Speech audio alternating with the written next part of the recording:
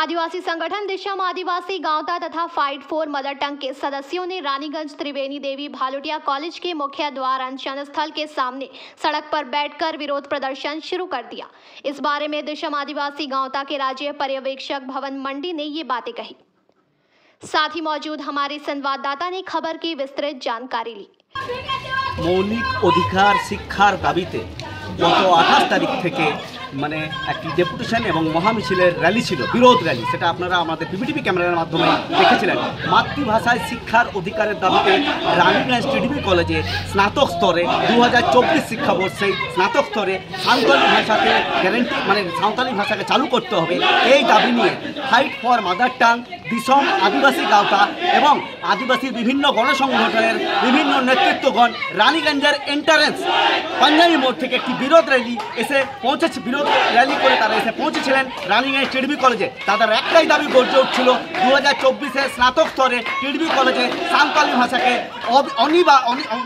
অবিলম্বে চালু করতে হবে, এমনই তাদের দাবি। এবং তার সাথে সাথে এখানে একটি ডেপুটেশনেরও কর্মসূচি ছিল, সেটাও আপনারা দেখেছিলেন আমাদের পিপিটিভি ক্যামেরার মাধ্যমে।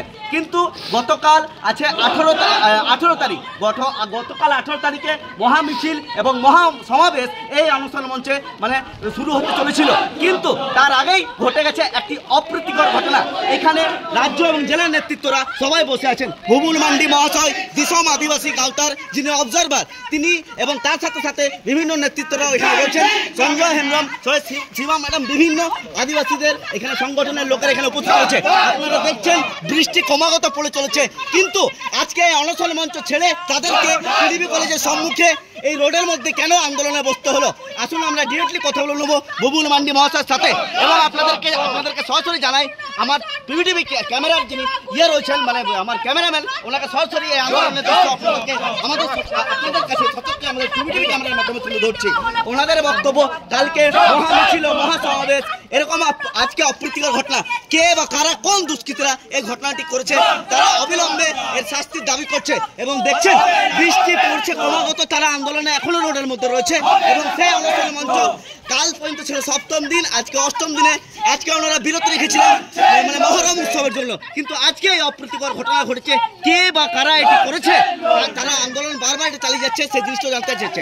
আসুন আমরা কথা বলে নেব বুবুল মান্ডি মহাশয়, যিনি রয়েছেন দিশম আদিবাসী গাঁওতার যিনি অবজারভার। উনি আমাদের পিপিটিভি ক্যামেরার মাধ্যমে এই অপ্রীতিকর ঘটনা নিয়ে কি খবর উগরে দিচ্ছে।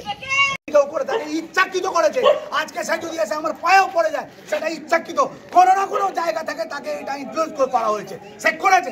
এত বড় জায়গা বড় বড় ট্যাক্টার যাচ্ছে, ইয়ার কি হচ্ছে এখানে? রক্ত হবে না কবে, তোরা বাবা বীরসার রক্ত হবে না কবে, আরে কারার মূল চক্কর তো হবে না কবে, আরে বাবা বীরসার রক্ত হবে না কবে।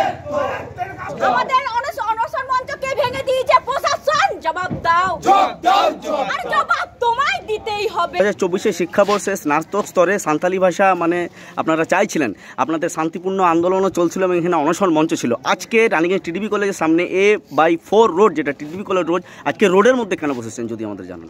আজকে রোডের মধ্যে আমরা বসার কারণ হচ্ছে, আপনারা তার থেকে আগে সমস্ত যে আপনারা আমাদের মিডিয়া ভাইরা আছে, যেভাবে আমাদের আন্দোলনটাকে সম্প্রসার করে সারা ভারতবর্ষের মানুষের কাছে একটা সহানুভূতি আমরা পেয়েছি মাতৃভাষায় লড়াইয়ের জন্য, সেই সমস্ত তাদেরকে আমরা জানাতে যাই। আজকে আমরা রাস্তায় বসার প্রধান কারণ হচ্ছে আমাদের যে অনশন মঞ্চটা আপনারা এতদিন কভার করতেন, আমাদের যে অনশন মঞ্চে আমরা এখানে বসে বারবার ক্ষমা চাইছি এখানে সাধারণ মানুষের কাছে, যাদের আমাদের আন্দোলনের জন্য যাদের অসুবিধা হচ্ছে।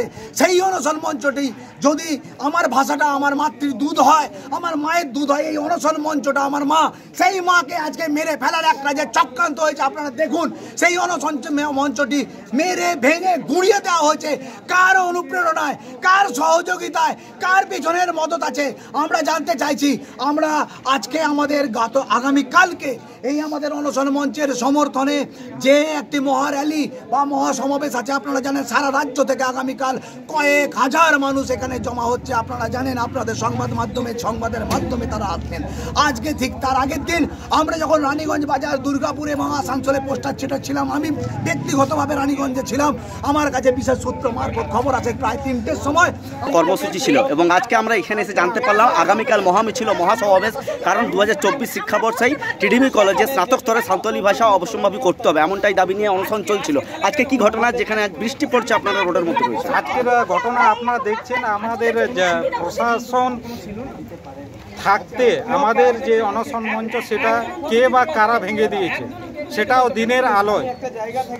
আমরা কি কোন রাজ্যে বাস করছি যেখানে দুষ্কৃতি আরামসে নিজের একদম কাজ করে চলে যাচ্ছে, আর প্রশাসন কোনো কিছু দেখতে পাচ্ছে না।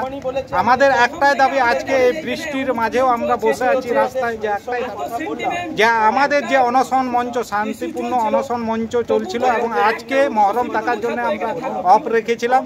रानीगंज से सम्राट दास की रिपोर्ट, PBTV न्यूज़।